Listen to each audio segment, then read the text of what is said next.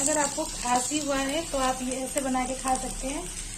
मैंने इसमें अदरक डाली हूँ कद्दूकस करके और घी डाल रही हूँ, इससे आपका खांसी ठीक हो जाएगी।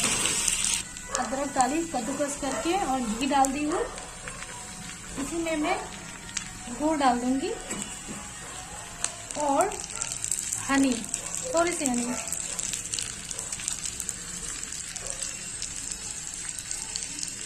बस थोड़ी सी हनी।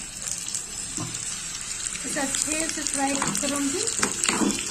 थोड़ा ये दूध गल जाएगा तब हो जाएगा।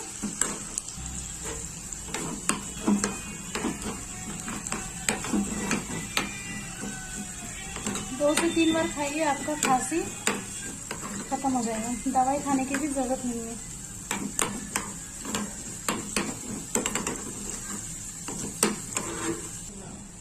हो गया है ये, बस ऐसे ही पका लेना है इसको अच्छी तरह से और इसे गरम गरम खाना है।